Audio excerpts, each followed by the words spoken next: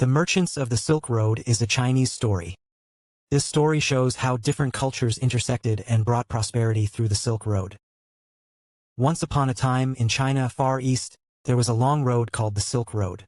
The road stretched from China in the east to the Mediterranean Sea in the west, where merchants traveled buying and selling goods. The Silk Road was not just a road, but an important road where foreign cultures, technologies, and treasures came and went. One day, there was a young man named Li, a merchant who lived in a small town in China. Li grew up as part of a family of merchants who traveled back and forth along the Silk Road, helping them with their work.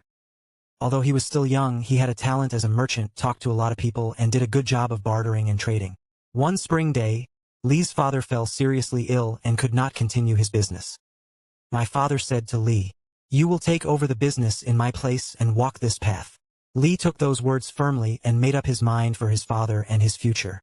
In order to protect his family's business, Li decided to cross the Silk Road and travel to distant lands.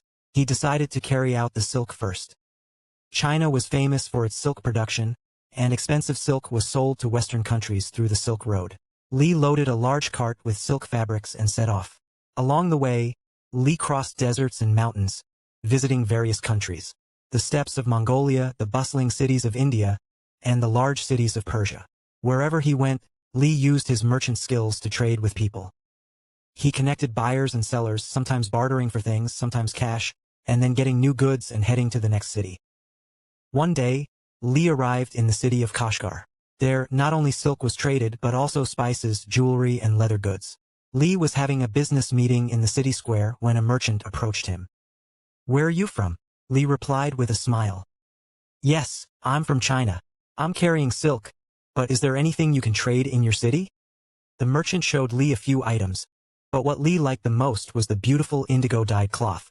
The merchant said, "This is a cloth dyed with indigo dye, which is very rare in the Western countries." Li found the fabric very attractive and decided to exchange it. Then, with the cloth, he went further west.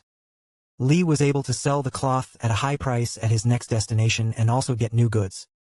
As he continued his journey, Li became more and more adept at business. Merchants who came and went on the Silk Road trusted Li and were willing to buy the silk, spices, and cloth he had. Li succeeded in business one after another and finally reached Rome, a large city in the west. In Rome, Li made a big deal with local merchants. The silk and Chinese tea leaves he had were very rare and appreciated by the Romans. Li made a big profit there and was able to return to his hometown.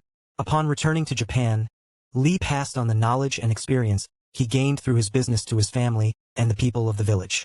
With what he learned from his father, he interacted with many people through the Silk Road and learned the value of things and the importance of business.